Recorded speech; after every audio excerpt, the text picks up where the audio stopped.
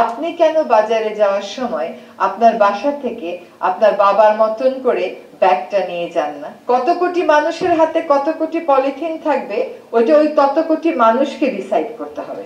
পরিবর্তন চাইলে সকলকেই পরিবর্তিত হতে হবে। একটা দেশের সার্বিক ল এন্ড অর্ডার সিচুয়েশনের সাথে সেই দেশে সবকিছু আপনার রিলেটেড।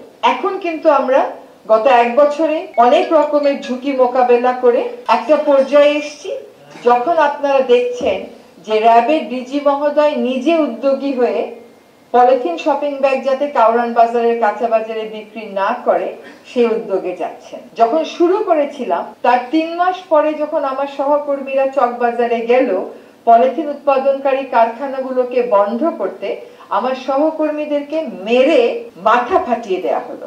1 বছর ডাউন দ্য রোড আপনি দেখছেন যে র্যাবের ডিজি মহোদয় নিজে যাচ্ছেন এবং এইটা হচ্ছে যে ব্যাপারটার গুরুত্ব অনুধাবন করে এখন অনেকেই এগিয়ে আসছে। আমাকে যদি প্রশ্ন করেন যে পলিথিন শপিং ব্যাগ কাঁচা বাজারে কেন বন্ধ হয় নাই, পলিথিন দুটো সমস্যা, একটা হচ্ছে প্রোডাকশনের সমস্যা, একটা হচ্ছে কনজাম্পশনের সমস্যা। আপনি আমাকে একটা প্রশ্নের উত্তর দেন তো, আপনি কেন বাজারে যাওয়ার সময় আপনার বাসা থেকে আপনার বাবার মতন করে ব্যাগটা নিয়ে যান না? কত কোটি মানুষের হাতে কত কোটি পলিথিন থাকবে, ওইটা ওই তত কোটি মানুষকে ডিসাইড করতে হবে। সরকার সচেতনতার কোনো অংশ বাদ রাখেনি। ঢাকা শহরে একটু আসি।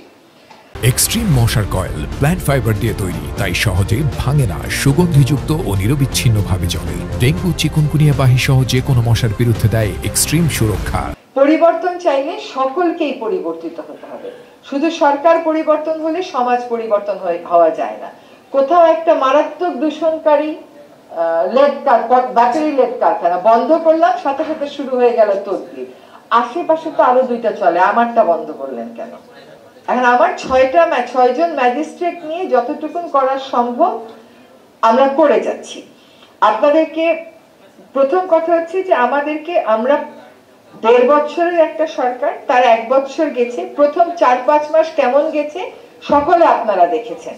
তারপরে যেটুকুন সময় পাচ্ছি সেটুকুন সময়ে পরিকল্পনা করতে হচ্ছে, পরিকল্পনা বাস্তবায়নের পদক্ষেপ নিতে হচ্ছে, মানুষকে দৃশ্যমান কিছু পরিবর্তন দেখাতে হচ্ছে।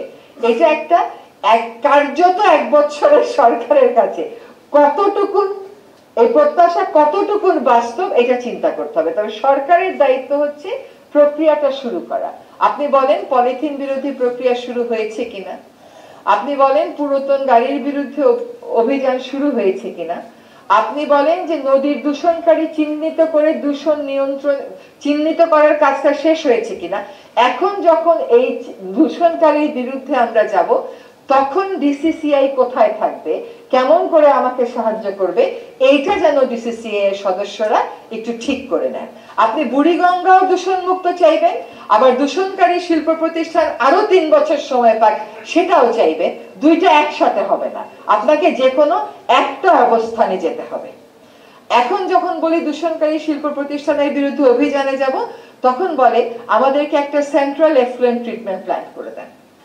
আপনাকেও আপনার নদীটা পরিষ্কার চাইতে হবে এবং সেখানে আপনার দায়িত্বটাও পালন করতে হবে। দেবশ্রী শুভ্রা সরকার, পৃথিবী নিউজ ডেস্ক, চ্যানেল 365।